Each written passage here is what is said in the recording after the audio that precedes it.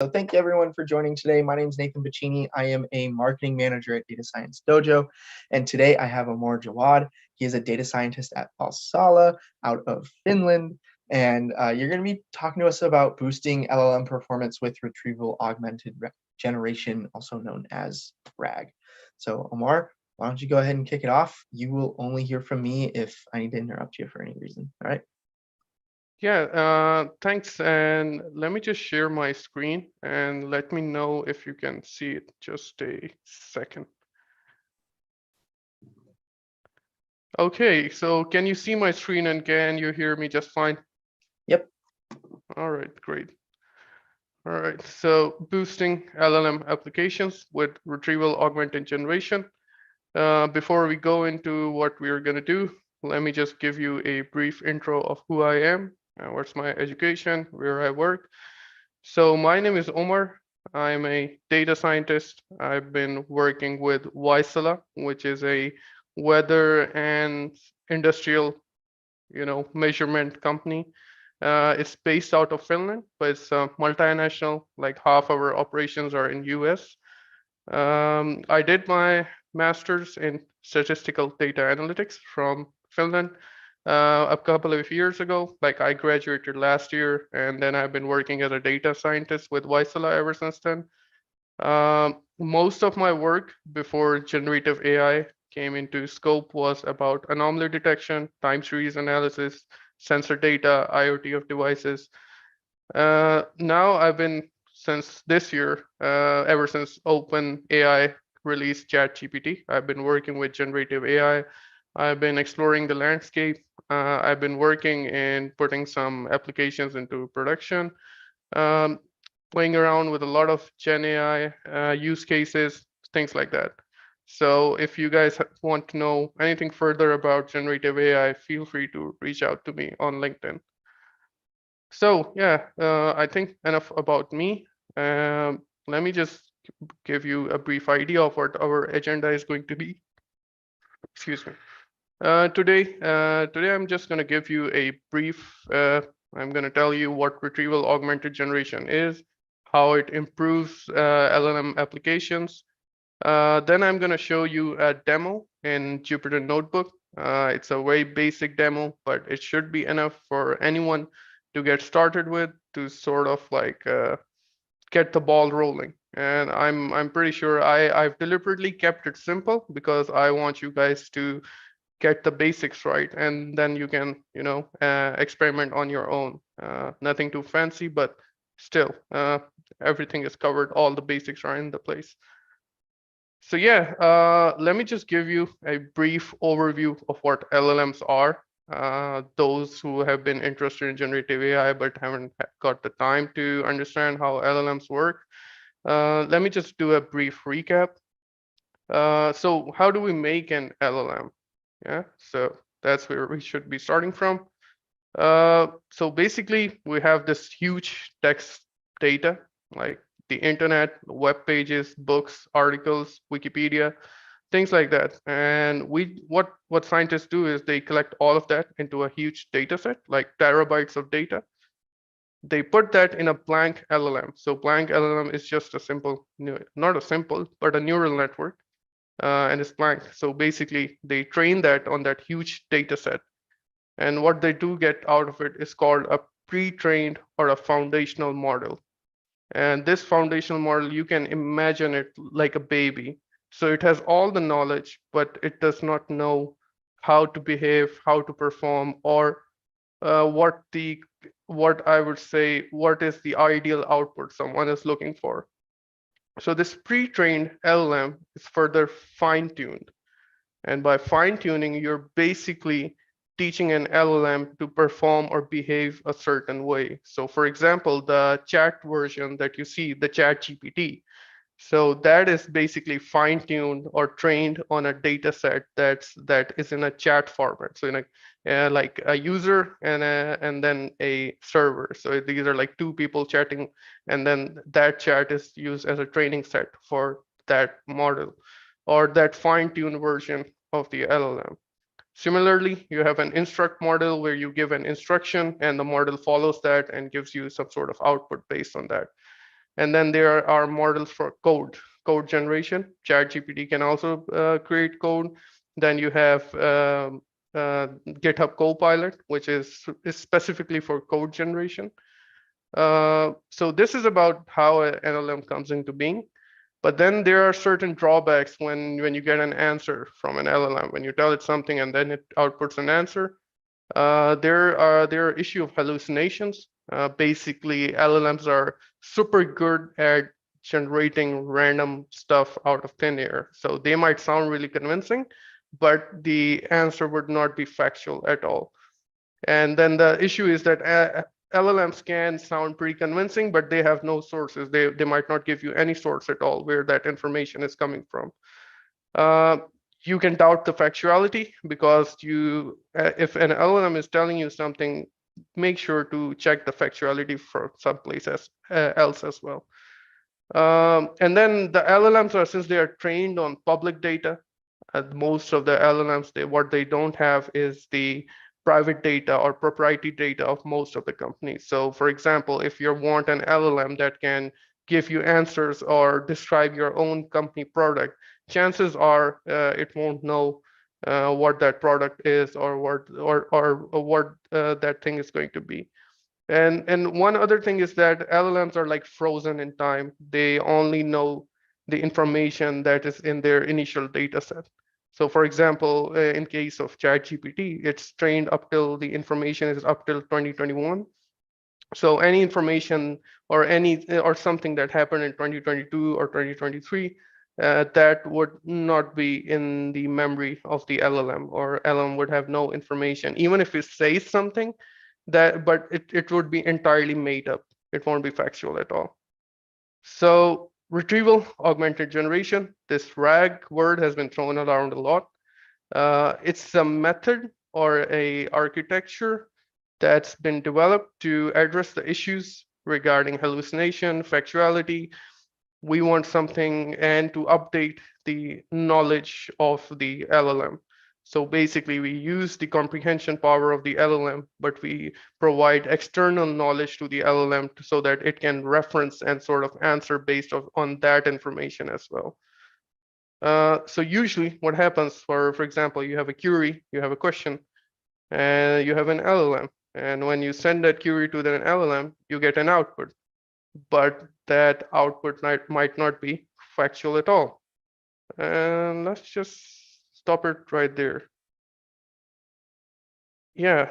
Yeah, maybe I can take a question right now and then we can talk about RAG.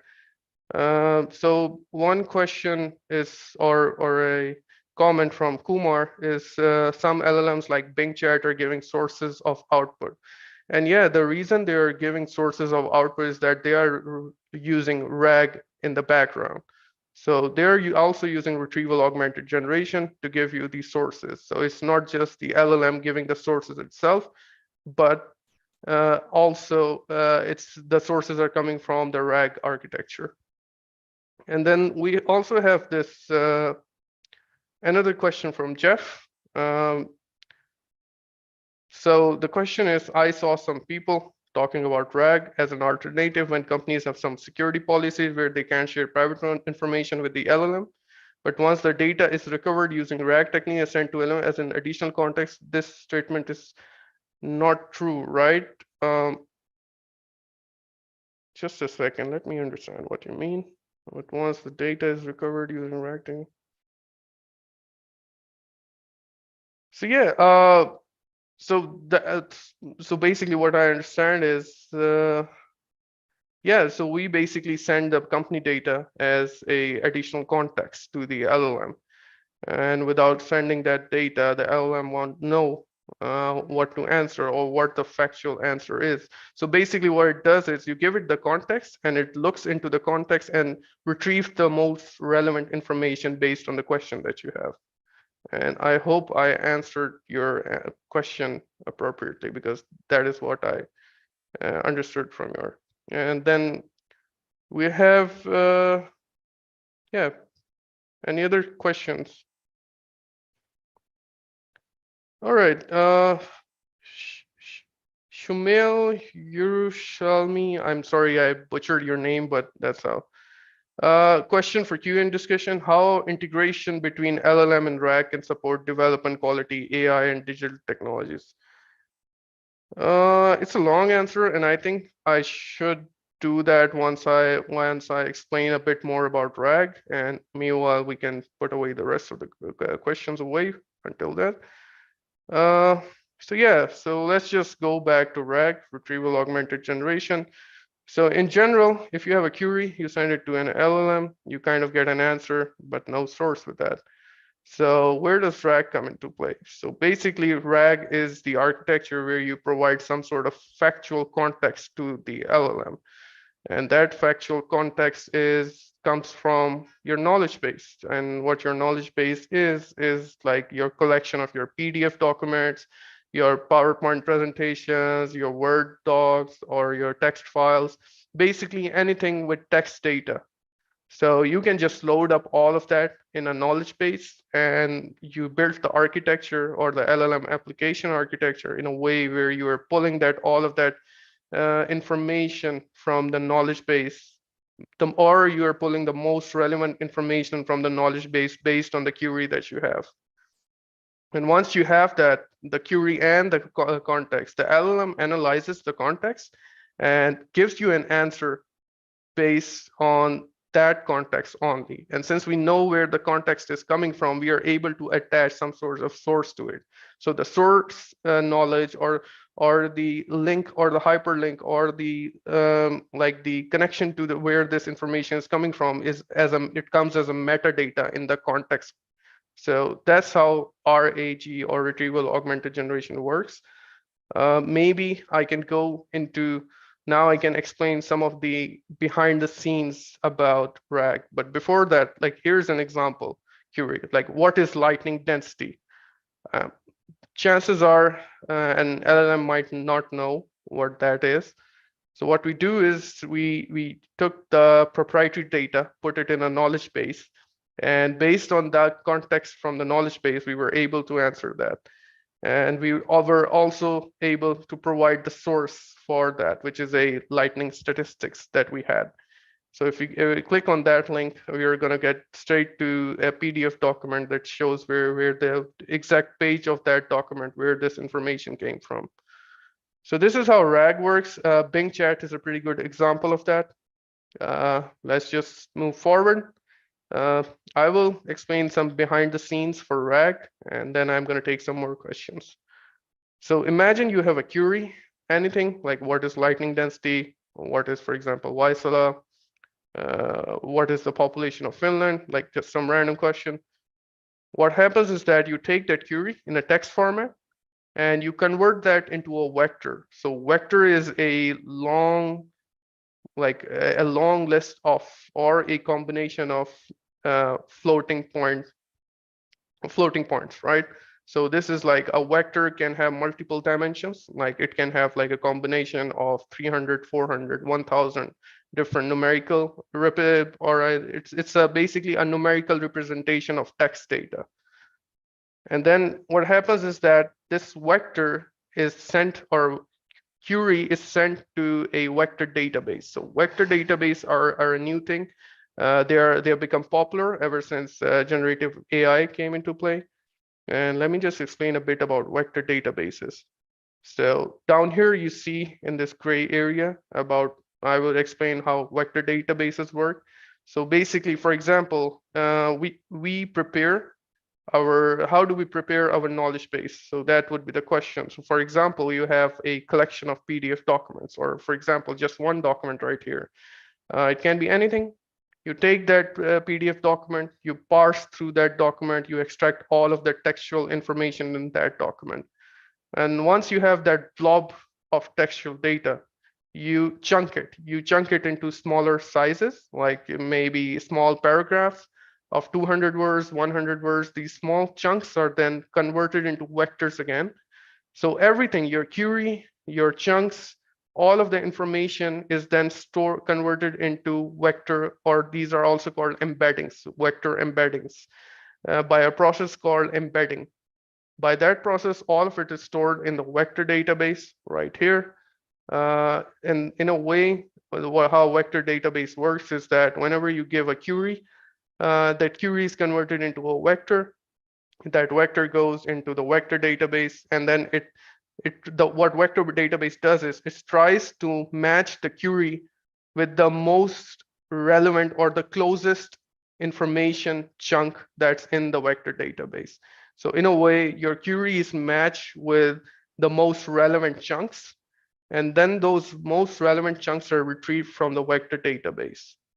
So once you have those most relevant chunks, those chunks are then passed to the context window. So for those who are not aware, LLMs don't have infinite memory. So LLMs can ingest what, like 4,000 words in one go. So they don't even have that memory for the chat. So when we are chatting with ChatGPT, it feels like it remembers what we are saying. But what happens is that it can only remember up to 4,000 words of that chat, beyond which it can't. Like there are new LLMs coming out that can ingest what, like 8,000, 16,000, 25,000 words or tokens in one go. But for the sake of the argument, a basic LLM can only understand 4,000 words, and beyond which it can't understand anything or relate to anything. So what we try to do is we retrieve the most relevant chunks based on our query, and we try to fit that in the context window of the LLM. And then we also leave some room for, I would say, the next answer, or some room for the answer plus some room for the next question. So we want to ask the next question, but we also want to retain some memory so that the LLM remembers what was asked in the previous question. And based on that context window, all of that is fed to the LLM, and the LLM analyzes that context and gives us an answer plus the sources. So the source comes as a metadata in the context. So the source is already there, it's immutable. So that's how the RAG works behind the scenes. And I think it's a very simplistic or comprehensive, I would say, explanation of how RAG works. I can take some questions and answer now because I think this is something people might be pretty interested in. So let's just see what the first question is. So Shamuel, question for Q&A discussion: how integration between LLM and RAG can support development quality AI and digital technologies for education. All right, so first thing for development quality, I think what RAG can help us is that each company, when they're developing something, they have like maybe extensive documentation for it. And when we have like a large number of teams working on different products within the same company, they might not know that some other team is working or tackling some similar problems. So if you have like a RAG on the company knowledge base or development documentation, maybe, then you can ask questions based on that.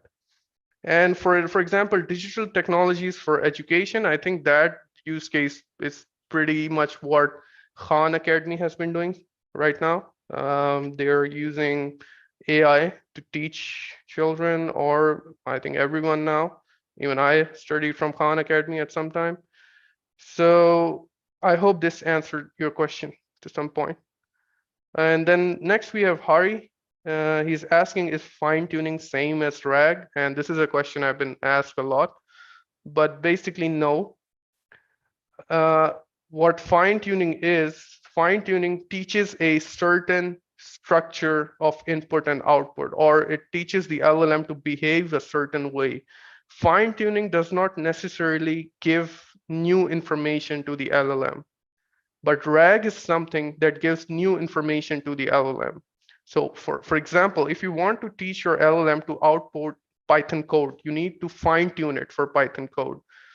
But for example, if you want to teach your LLM to explain the documentation of that Python code, and for some new library which was not in the training data or the original pre-training data of the LLM, then you need RAG to connect to that new information source and pull information from there. So yeah, so that's for your answer, Hari. Next is Kumar. how to onboard LLM in large organizations if the LLM is from third party, LLM uses vector database.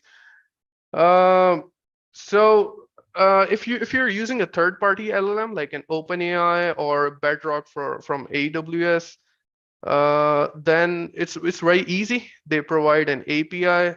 You can use that API, and then you can use, if you're building the rest of the application is in-house, then there's a library called LangChain. So that LangChain library provides all the functionality to you to connect to the vector database, connect to the LLM, and I'm going to show you in the demo as well.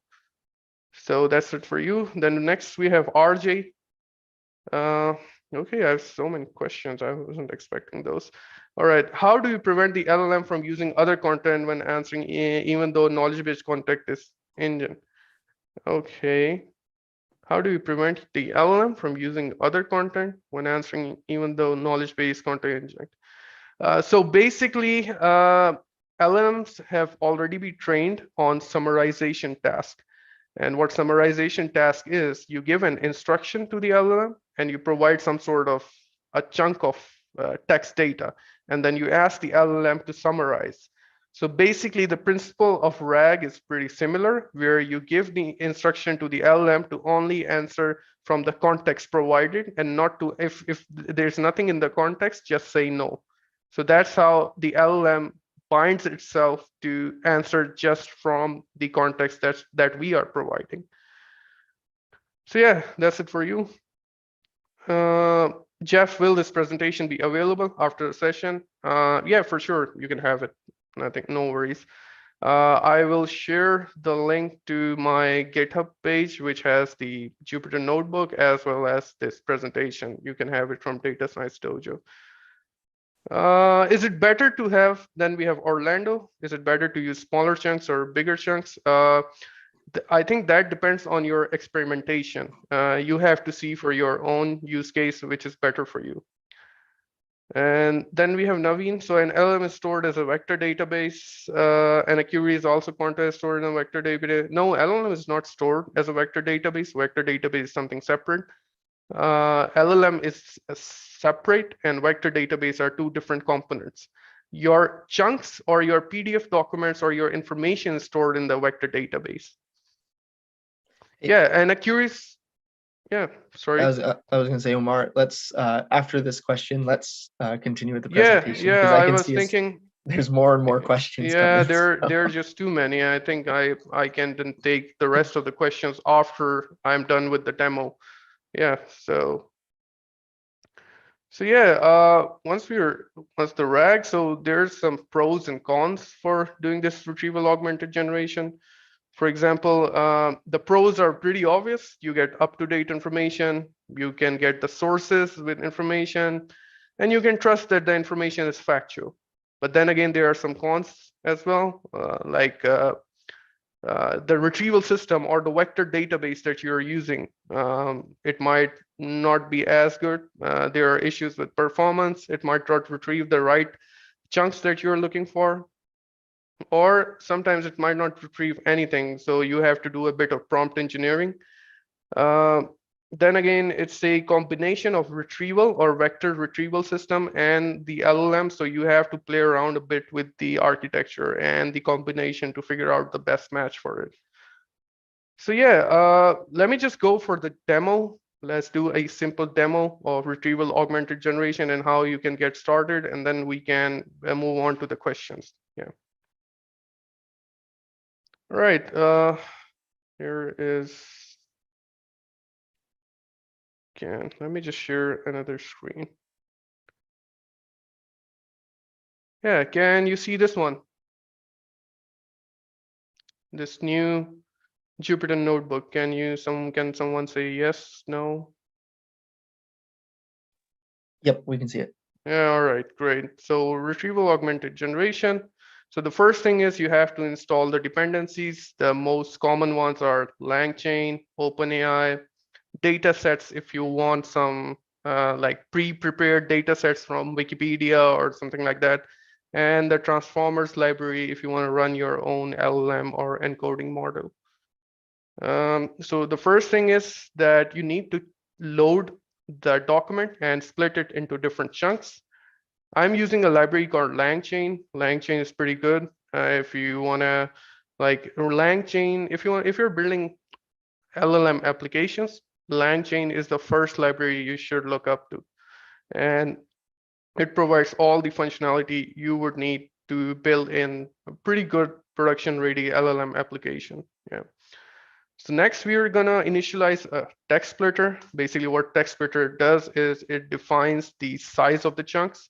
So the chunk size is 300 characters. Each chunk would have 300 characters, and we do a bit of overlap.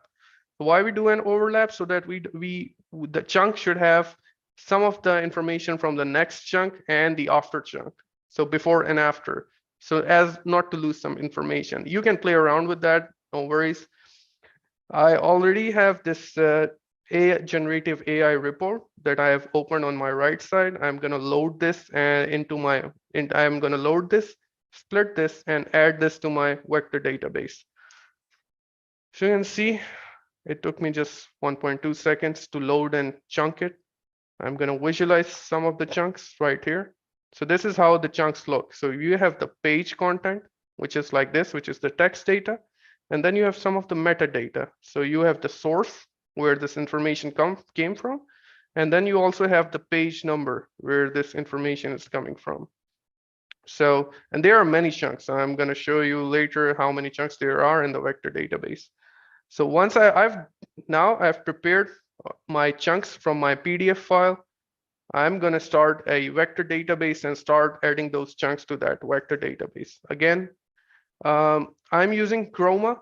Chroma is an open source vector database that you can run on your local machine or hosted on maybe an EC2 instance in AWS. And for embedding, we also need an embedding model. OpenAI also provides an embedding model, but I'm using an open source one, which I can run on my local machine. It's called All Mini LM L6v2. There are many available. You can just check them out on Hugging Face. So I'm just initializing my embedding function, and I'm going to show you what embedding does.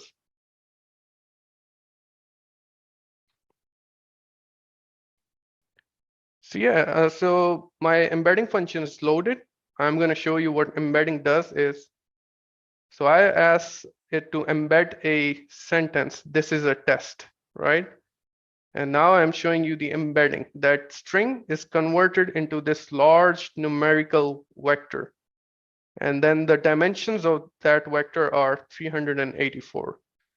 You can have different embedding models. Some embedding models would give you like 400, 500. The OpenAI's embedding model gives you like 1400 dimensions. By rule of thumb, more dimensions are the better the detection accuracy of the vector database, but this is still open for interpretation. Further research is needed. So now I've initialized my vector, my embedding function. I need to provide that embedding function and those chunks to the Chroma DB. So what happens is that this Chroma object, it takes those chunks and it uses the embedding function to convert those chunks into embeddings and store that in a database. So I'm uploading all those chunks to the vector database now. It's going to take some time, not too much, maybe 10 seconds, 12 seconds. Let's see. Yeah, 13 seconds now. And you can see that I've uploaded all the chunks in the vector database. So chunks in DB are 395 from this 48-page PDF. I've chunked it into 395 small size chunks. And now I'm gonna set up my retrieval from the database. So I can ask the database some query and I can retrieve some most relevant chunks based on that. So for example, what is generative AI? I asked that question from my vector database, and these are some of the chunks that got retrieved from that vector database, right? And this is what happens. You get these chunks or the most relevant chunks, and then you're gonna push all of those chunks into the LLM context. And then the LLM gonna go through these and provide you some answer or factual answer based on this information. So now I'm gonna set up the RAG architecture. It's very easy. The pipeline is pretty easy to set up with LangChain again. So first I'm going to do is I'm going to import my OpenAI key. I'm using OpenAI, but you can again use some open source LLM or other LLMs provided by Claude or I don't know. So set up LLM connection. I'm setting up my LLM. I'm using GPT 3.5 Turbo. And now I'm going to connect my vector DB to the LLM. So again, referring to that question, like, is the LLM stored in the vector database? No, LLM is a separate component and a vector database is a separate component. So I'm initializing my vector database and LLM connection. And I'm going to ask a RAG question, like, what is the impact of generative AI? Let's see if it returns something. Yeah, so here you see, what is the impact of generative AI? So yeah, the impact of generative AI includes concerns about bias in the results produced by these models. Then there's some source, and then there's some answer and the source as well, where this information is coming from. And then you can ask some other questions, like, for example, what is Bloom? So Bloom is another LLM. You can ask a question like this. Let's see what it says. Yeah, which is an open size, open like yeah. So this information is relatively new. This PDF got released this year. Uh, it would not be available in the memory of ChatGPT when it was trained, which is GPT 3.5, which was trained up to 2021. So I'm gonna ask some more questions. For example, generative AI, maybe something about, let's see. So let's ask something more. So, for example, what is BERT? BERT is another model. Yeah, there might be. Yeah, so it's pulling that information from the most relevant chunk that is most likely coming from here. So this Hey, is, Omar. and then you guys can, I'm just finishing up. So that I think this is how you can play around with RAG. You can have access to this notebook. Please be noted that you guys need your own OpenAI API key. So to play around with that or get access to some other model from AWS, it's up to you. But this is how RAG works. This is how you set it up and the theory behind RAG. And yeah, that's about RAG. And if you have any other questions, please let me know. Omar, one of the questions that just popped in is that I think will be interesting. Can you ask it something that is not in the document, like Yeah. maybe about brain surgery? Let's see. I would be surprised as well. How do I perform brain? Yeah. Let's see. See, it says, I don't know how to perform brain surgery because there's no source for that in the document that I'm using on the right here.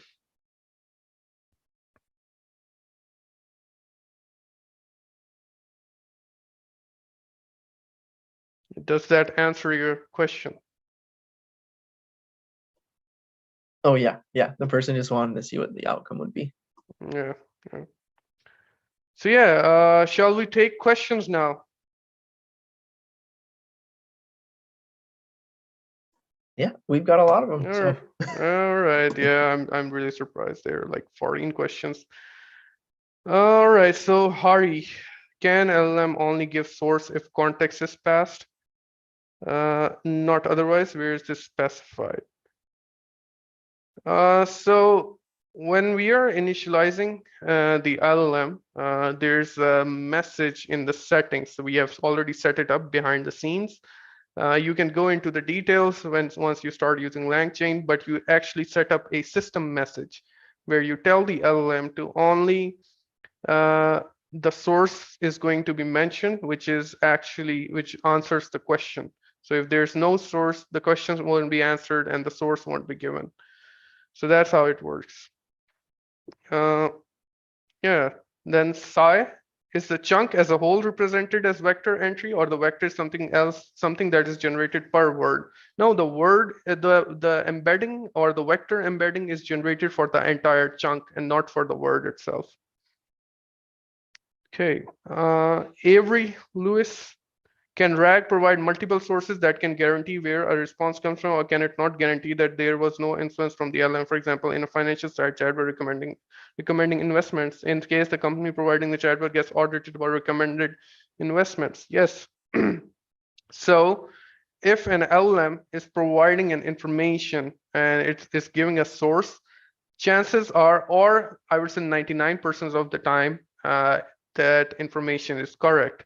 But the correctness of the information also depends on the retrieval system. So the vector database has a performance benchmark of its own. So, and that is affected by certain parameters like the chunk size, the overlap, and the quality of the embedding itself. So for example, if you're asking it a very specific question about surgery, right? Brain surgery. And then it asks, and if you are unable to retrieve the most relevant information from the vector database, that is an issue of the vector database and not the LLM itself. So it's a complicated thing to balance the vector database output and the comprehensive power of the LLM, because the sources are going to come from the vector database and not from the LLM. So I hope that answers it. Bill, Michelle, is there a minimum size of vector encoding for a vector database to actually add? Which encoders have you used in your work as well? Spaces, 300 flows, stinks, and what I've tested. So yeah, I've been basically what I did is I used OpenAI's embeddings, and then I used this embedding, open source embedding from Hugging Face. There was no difference, at least I couldn't discern it. And there's also a pretty good, I would say, benchmark on Hugging Face regarding the efficiency or the performance of the embedding model. So you can go to Hugging Face, check the performance of the different embedding models, and you would have a fair bit of idea. And they are roughly the same performance. There's not too much difference between different embedding models. So you can use something with 300 dimensions or something with like 2000 dimension, and the performance won't change that much. At least that's what I have found so far. Okay, Sumit, what are the different vector databases which are leaders in this space? So this is a tough question to answer because I tried out FAIS, which is the Facebook's vector database. There's also a vector database provided by AWS. I use Chroma because it's one of the most popular open source vector databases. Pretty easy to use, great support, huge community following on this one. So just use something that makes sense to you. There's no binding because I think the underlying tech is the same or more or less, whichever gets your job done. Yeah, so that's what I would say. And Omar, if I can add in, Sumit, in our large language model bootcamp, we use Redis. Yeah. That's another one, and I know there's more out there. Yeah, there. If you go to LangChain, I think there are like 12 right now that you can see, at least 12. Can you ask a question with and without the RAG live here? Okay, I would actually have to set up my code to ask a direct question, but a direct question would be something if you ask like just ChatGPT, right? So the chunk sometimes does not start with or end with full sentences. How does ChatGPT makes it a good human friend answer on top of the most relevant chunks? So yeah, the chunks are split randomly, or I would say split with a definite length size, and it does not matter whether the chunk starts at the start of the sentence or at the end of the sentence. But this is something you have to play around with. I think it does impact the performance of the retrieval system to some extent. How do you parse your information and then split it is a project or a research topic on its own. And this is something you should play around to have a good answer. This is something I can just say from my experience alone. Okay, okay, there are so many. Faye, how does Bing work? How does it mean that it's a very large vector database? Thank you. Yeah, I think it does. It's using RAG architecture as well to provide you sources. It's using OpenAI's GPT-4 and a combination of RAG architecture to give answers based on internet data. If I want to run LLM, Hari, if I want to run LLM, is there a way to make it smaller or subsetty? Yeah, so if you want to run an LLM, for example, let me just stop sharing. That would be, yeah, so here I am back. Okay. So yeah, if you want to run an LLM, you basically reduce the bit size of each of its neurons. So there are different versions. Use a smaller open source LLM like Meta's Llama 2, or with a size of 7 billion or a 3 billion model. It's going to fit in your local machine. You can run that. There are different, I would say, tutorials on how to do that. Just Google it and check on YouTube. There are pretty great tutorials on how to run an LLM on your local machine. Okay. Ali Heather Shalwani, which one is efficient among PEFT and RAG? So PEFT is a fine-tuning technique and RAG is a data retrieval technique. So both are different. So there's no comparison of efficiency between the two. So yeah. Then again, Ali Heather asked another question. Couldn't we use RAG for, okay, so I think you're asking someone else, and I'm not sure. Francis, okay. Couldn't we use RAG for LM for faster retrieval data? Yes, that's why we are using RAG instead of like training from scratch. Naveen, follow-up question. When you query the LM through the RAG, who pays for the cloud access that the LLM relies on? Actually, I am paying for the OpenAI API for each invocation, for each word or token. I'm paying for it. So when you're using it, make sure that you have an account and you're paying for it. If the images within the PDF contain text, can that be read by the model as well? Only if you have been able to extract the text from the image. And there's a whole methodology on how you can do that. Basically, you use OCR. It's an algorithm that can read, it's a machine learning algorithm that can read text from images. So you can use that, extract the text, and then feed it to the LLM to get an answer. So Sai again, in the demo, you're using pre-trained OpenAI LLM model, not train a barebone model and use that to predict, right? Yes, correct. We are using a pre-trained model, and then we are using external information with RAG. Jim, are RAG-enabled responses still likely to suffer from hallucination? Highly unlikely, but there might be some case where the retrieval system is not working well, so you're getting irrelevant information, factual, but irrelevant to your question. So you can say it in a way that it's hallucination, if not entirely. So Hari again, if I pass the samples in the prompt itself compared to using that, this also consider a context being passed to the LLM.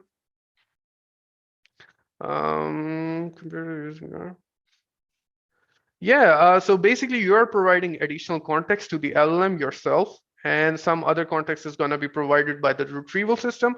So whatever information you're providing to the LLM is context itself. Okay, so RJ, what is the deciding, what is, I don't know how to perform brain surgery code, making the decision and telling the LLM to make that reply.